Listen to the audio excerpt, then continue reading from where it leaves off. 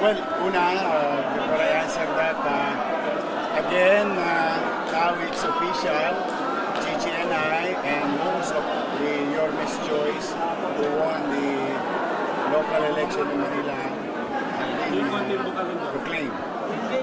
So, let me take this opportunity na magpasalamat ulit at walang hanggang pasasalamat sa aking mga minamahal na lolo't lola. I love you. Mga nanay at tatay natin na senior citizen at siyempre yung ating mga batang Maynila for the overwhelming support.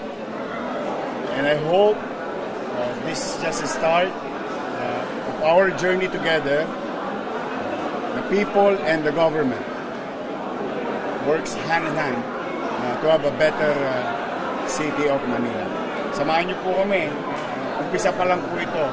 But for the meantime, in the next few days, Chichi and I and the newly elected members of the City Council will meet in preparation of plans that we promise to our people. So, yun. Second, 26 hours.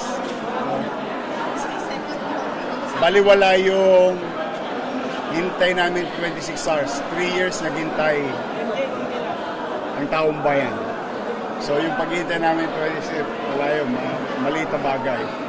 But when I said we should start healing ourselves, simply because maraming mga masasakit na salita na naibato sa aming mga leader, sa amin, ni Chichi, ako, and all other things. But again and again, I just wanted to lead the city with no hatred among each other. I think we should come up with any way of arc of random kindness sa ating isa sa isa't isa. Mas gusto ko yung bati-bati na lang tayo. At the end of the day, tayo rin naman mga batang Maynila magkikita sa finals. And those people who comes in and out of the city. So, we have an obligation to do in the coming 6 weeks. We will prepare, and I think we need to do what we have to do for the people of Manila. So that's why gusto ko we start from healing. Bati-bati na tayo. Okay na ako. Nasaktan kami, don't get me wrong. Emotionally, psychologically, we were hurt.